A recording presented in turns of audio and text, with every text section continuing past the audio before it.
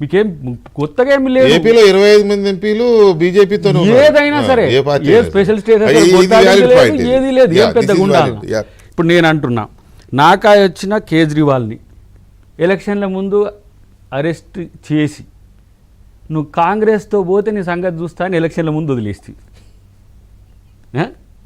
ఇప్పుడు ఎవరండి అజిత్ పవార్ అంటే ఎవరు చెప్పండి? Sharad Pawar the legendary leader తమ్ముని పక్కకు తీసి రాజకీయాల్లో సొంత గుర్తు శరద్ పవార్ది అయితే అజిత్ పవార్కి ఇచ్చి ఇలా 30-31 సీట్లు తీసుకొచ్చారని డిప్యూటీ సీఎం చేసి ఎవరు?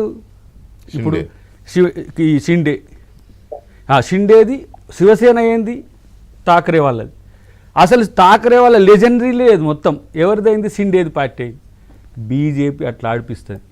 అది మీరిద్దరు జనసేన టీడీపీ రెండు గుర్తుపెట్టుకోరు. వాళ్ళ ఆటలో మీరు పావులుగా మారితే మీకే రాజకీయ నష్టం.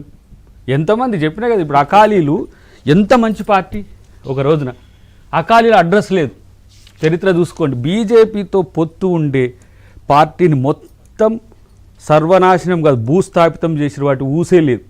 ఇప్పుడు నేనంటున్న జమిలీ ఎన్నికలు 2027, 29, 27కు ఒక సెషన్, 29కు ఉంటే మాకే మంచిది. తెలంగాణ ఉంది, నాకు నచ్చినా చెప్తున్నా. వాళ్ళు ఏదైనా అనుకోని నెక్స్ట్ ఎలక్షన్ లో ఏర్పడే పార్లమెంటు మొదటి సెషన్ లో తీర్మానం చేస్తే ఆ నెక్స్ట్ వచ్చే ఎలక్షన్ జమిలీ అవుతుంది. చూద్దాం, అది అభిప్రాయం. కానీ నేనేమంటున్నా, ఇక్కడ మీకు పార్టీలుగా మీరు ప్రాంతీయ పార్టీలుగా ఉన్నారు, ఒకటి జాతీయ పార్టీగా ఉన్నది.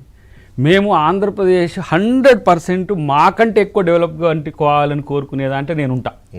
నేను తెలంగాణ ఉద్యమంలో ఉన్నా, కేసీఆర్ గారు లాగా బాగో జాగో అనలే. మేము తెలంగాణకు అనుకూలంగా ఉండే శక్తులు లాంటి కత్తి పద్మారావు గారు లాంటి వాళ్ళను, ఇతరత్ర హర్షకుమార్ గారు లాంటి వాళ్ళు, ఇట్లాంటి అందరినీ సమీకరించి తెలంగాణకు మద్దతుగా ఆంధ్ర మిత్రులను కూడా చేకూర్చినాం.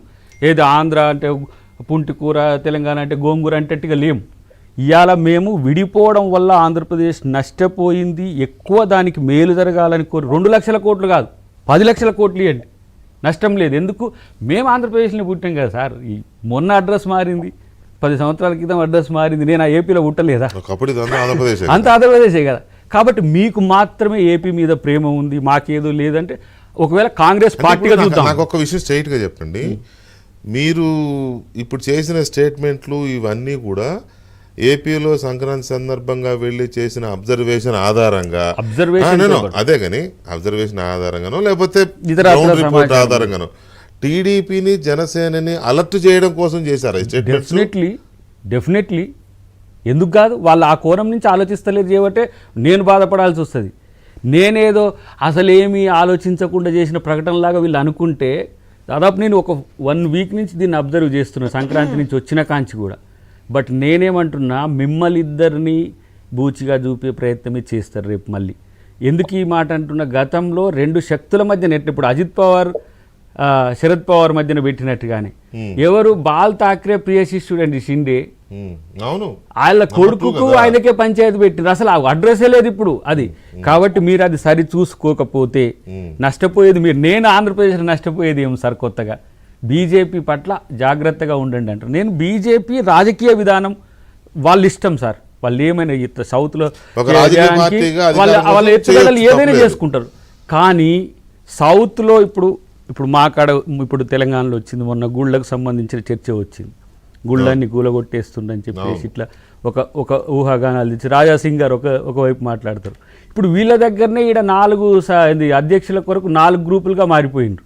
సరే మీరు ఎన్డీఏగా వస్తారా లేకపోతే ఎట్లా వస్తారా అనేది మాకు ప్రత్యర్థిగా వస్తే మేము ఎదుర్కొంటాం. ఇక్కడ తెలంగాణలో ఏం చేయాలని చేస్తాం. కానీ రేపు ఆంధ్రప్రదేశ్లో ప్రాక్టీస్ మాకేదో వ్యతిరేకత అయిద్దనే భావన లేము. కానీ బీజేపీ సౌత్లో ఆడే ఆటలు ఆంధ్రప్రదేశ్ కూడా ఒక భాగమే.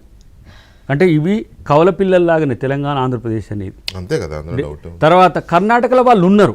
ఎవరు? బీజేపీ నేరుగానే ఉంది, వాళ్ళకి మాకే కాన్ఫ్రంటేషన్, ఇంకో పార్టీ లేదు. బీజేపీ వర్సెస్ కాంగ్రెస్గానే ఉంది. కానీ ఈరోజు చేసిన స్టేట్మెంట్లలో స్టాంటిటీని భవిష్యత్తులో మీరు చూస్తారు.